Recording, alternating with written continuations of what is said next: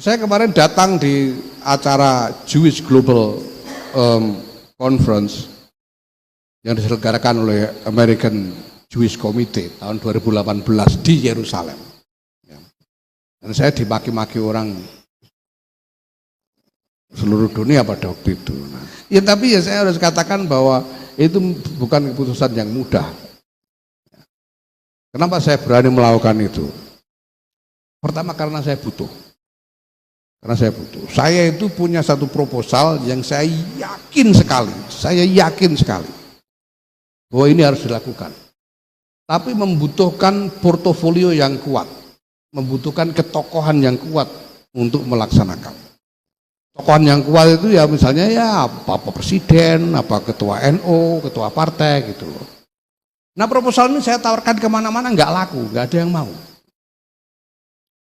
Tapi karena saya yakin sekali ini harus dilakukan, saya bilang ini harus ya terpaksa harus saya lakukan sendiri. Tapi saya tidak punya suara, maka saya butuh caper terus terangnya. Gimana supaya orang mau mendengarkan saya? Ini yang pertama. Tapi saya juga gak berani begitu saja. Makanya ketika diundang, ini undangan antar teman. Jadi kalau ditanya itu atas nama PBNU, atas nama siapa? Bukan atas nama siapa-siapa, suratnya aja nggak ada kok. Suratnya itu loh nggak ada. Oh ini jagongan, aku mau bikin gini, kamu datang ya. Ntar dulu, nanti tak pikir dulu. Habis itu telepon-teleponan, nggak pakai surat, nggak ada kepada yang terhormat Yahya Khalil Stakuf, Katib Am PBNU itu nggak ada.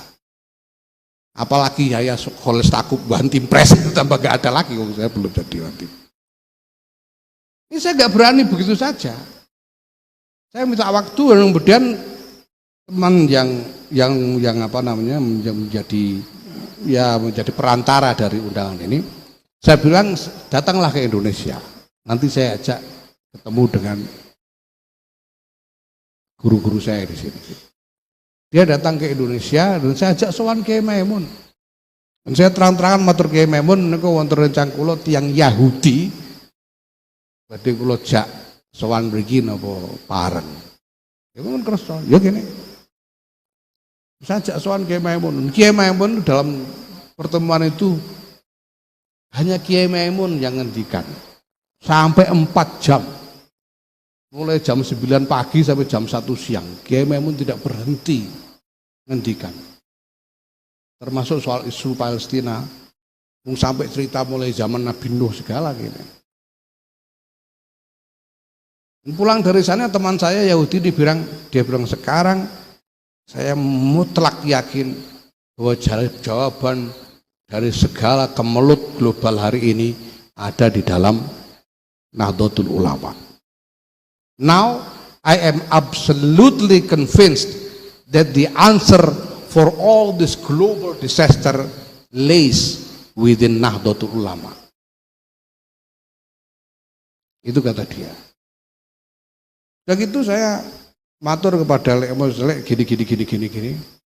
Ada undangan ini terus. Lemos nanyanya, gue neng kono arep ngomong apa? Ya kula ajeng nirutno Kiai Maimun mawon. Kiai Maimun sudah ngendikan 4 jam, masa saya harus buat apa ngarang sendiri? Nirukan aja kan. Pertanyaan buat kita sebetulnya bukan apakah kita mendukung Palestina atau tidak. Itu pertanyaan konyol. Itu pertanyaan konyol. Gitu. Kalau kita lihat realitas dari orang-orang Palestina, walaupun Palestina ini ya sebetulnya label yang asal-usulnya tidak terlalu jelas juga. Kenapa harus Palestina? Palestina itu bangsa Kan'an dulu itu yang dikalahkan oleh Yusha bin Nun dan Nabi Dawud. Lah yang mereka yang sekarang ini apakah punya klaim atas nama Palestina itu ya silakan saja gitu, tapi ya dari mana? Pokoknya mereka. Tapi kalau kita lihat realitas mereka, keadaan manusianya, kok masih nanya mau bela Palestina atau enggak, itu pertanyaan konyol. Ini pertanyaan yang apa namanya tidak bisa kita terima. Pertanyaannya bukan itu. Pertanyaannya kita membela Palestina dengan cara apa? Bukan apakah bela atau tidak. Tidak bisa. Orang-orang Israel itu sendiri menyadari kok tidak mungkin orang Indonesia kok tidak bela Palestina itu dari mana. Tidak bisa.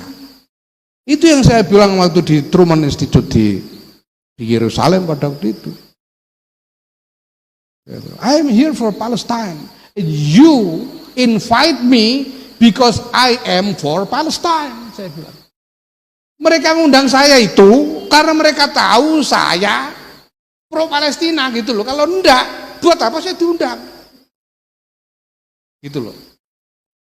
Makanya saya bilang, ya, what can you expect from an Indonesian Muslim like me? I'm pro Palestine, that's obvious. You know that and you invite me. I am seeing that as a hope. Saya melihat ini sebagai harapan. Kalian tahu saya pro Palestina, kalian mau mengundang saya. Itu berarti masih ada kemauan untuk bicara. Ini harapan. Kita belum tahu bagaimana hasilnya. Tapi masih ada kemauan untuk bicara. Nah, lalu dengan cara apa? Ya. Jelas bahwa segala ini memang diperlukan. Demo-demo, protes-protes ini jelas diperlukan. Ya, tapi jelas bukan hanya itu. Jelas sumbangan donasi kayak begini ini diperlukan. Tapi jelas perlu lebih dari itu. Karena kalau cuma ini Pak, ini jadi industri sekarang. Di dunia ini sekarang ini tumbuh industri namanya industri bantuan Palestina.